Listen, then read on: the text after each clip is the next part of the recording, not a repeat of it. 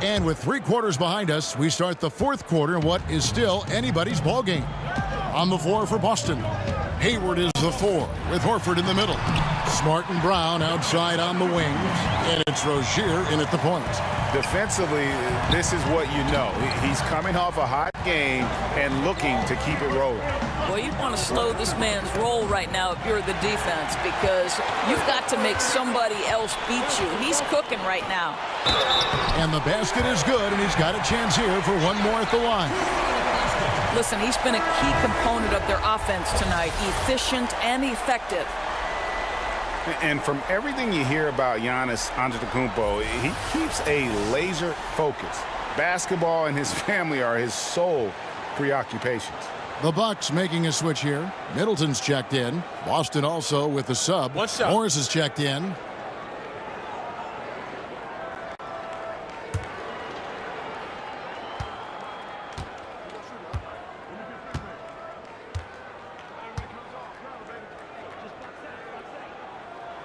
That's good from Antetokounmpo. And some have even compared Giannis to Kobe Bryant for his single-minded dedication, Greg, to improvement. Yeah, you know, something of an introvert. Not a guy you'll find out on the town or schmoozing with other stars. He's content to save outside pursuits for after his playing days are done. 5 to shoot, and he gets it to go. See, to me, you have to take away Al Horford's airspace because he's a great shooter in the mid-range. Bledsoe against Rozier. And it's Bledsoe off the drive, and that one good. Bledsoe's got the lead up to 11 now for the Bucks.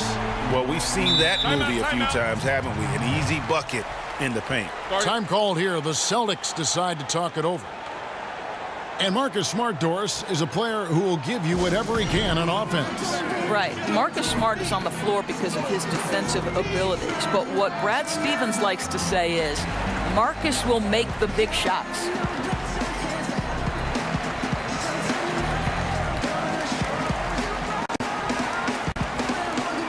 And keeping us updated from the sideline, let's swing it over to David Aldridge.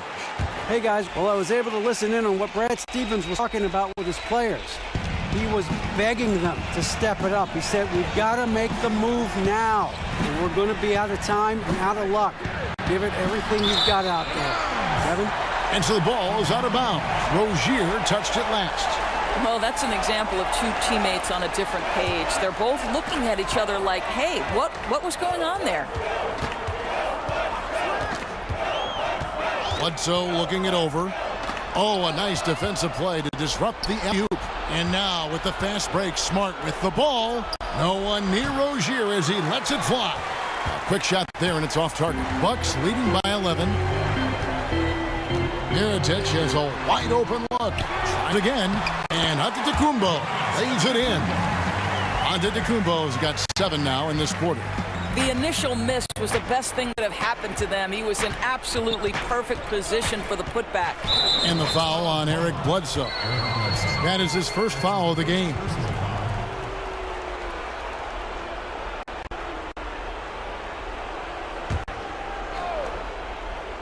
We're about 2 minutes into the fourth quarter in this one. It's Brown with the drive. Lays it up and in on the nice reverse. Kev, don't you love how Brown just barrels into the teeth of the defense? This is a shifty forward who knows how to get to the rack.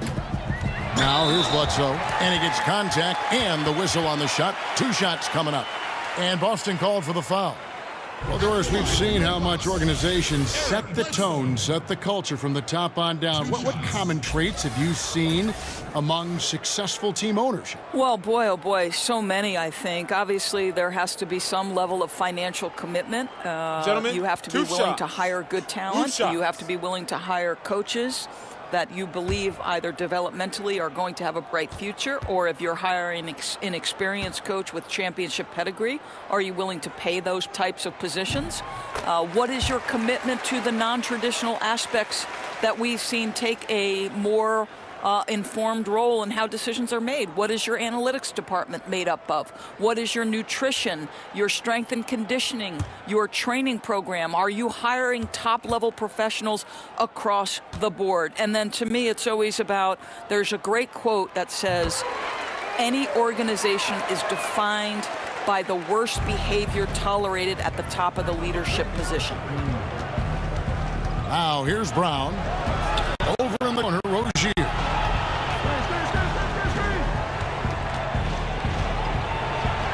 Somehow ignores the tight D and gets the layup. And just showing you his determination despite the size difference. I mean, how does he get that shot off? I mean, he had to angle that perfectly to get past the defender.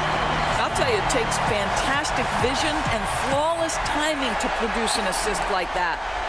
Celtics trail by 13. Brown feeling out a bit. In the corner, Smart with it. 1:52 left in the fourth. And he gets the bucket.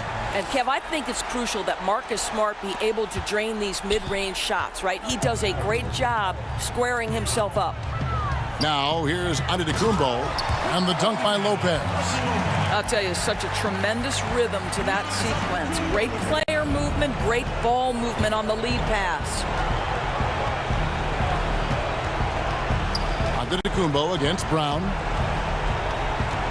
Over Antetokounmpo. Fourth quarter of play, and over 3.5 minutes have gone by. And 2 free throws coming up, unable to get that one to go with all the contact. And really, the ceiling for Antetokounmpo is limitless. I mean, he has the potential to be a Hall of Famer one day.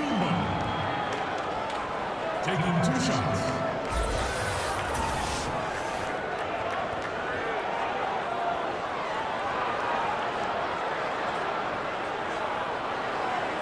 Shooting 2.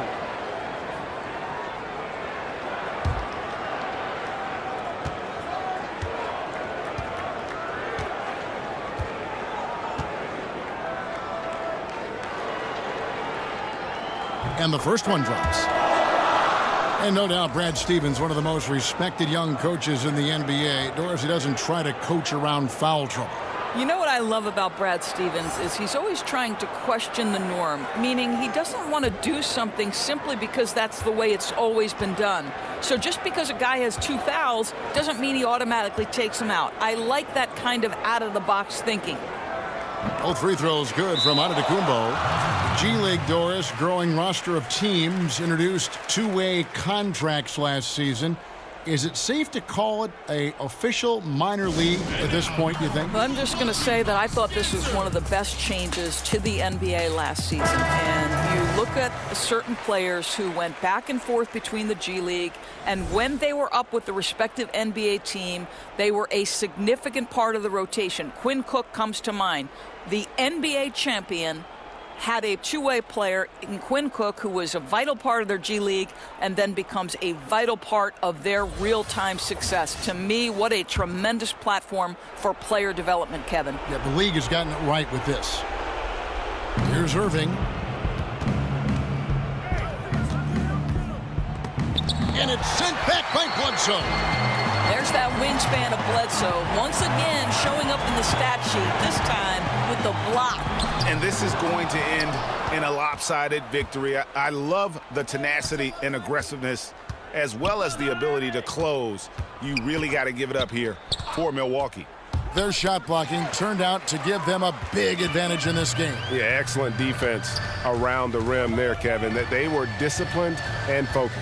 And in what's been a solid season, to say the least, tonight's game will push their win total now up to 53. And on the season, this is going to be their 3rd win in 4 games against this team. And one of the key components to this victory, if not the biggest, was the incredible performance for Giannis Antetokounmpo. There wasn't much they could do to slow him down as he was converting every good chance he got. Now Middleton, following the miss by Marcus Morris from deep. Bledsoe kicks to Antetokounmpo, and they double up Antetokounmpo. Basket counts, and the Bucks lead by 17. And giving the fans what they came to see, a spirited performance. Yeah, it really was. They wanted this home win badly, and they went out and took it. So no problem for Milwaukee as they get the win. They poured it on tonight. Dominant showing in front of a crowd that loved every minute of it. And, you know, this game could really be a defining one for what they can do when they are playing at their best. I mean, being here at home no doubt helps, and the execution was flawless. And now let's catch up with David Aldridge, who's standing by from the sideline. All right, Dave. Thanks, Kevin. Brooke, congrats on the win. What are your expectations for the team right now?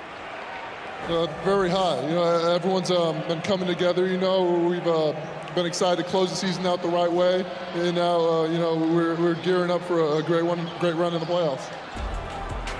Looks like you're rounding into form. Thanks again, Brooke. Back to you, Kevin. Thank you, David. Great interview once again. And that'll do it, folks. For Doris Burke, David Aldridge, Greg Anthony, and the rest of our terrific 2K Sports crew, this is Kevin Harlan saying thanks for watching. So long, everyone.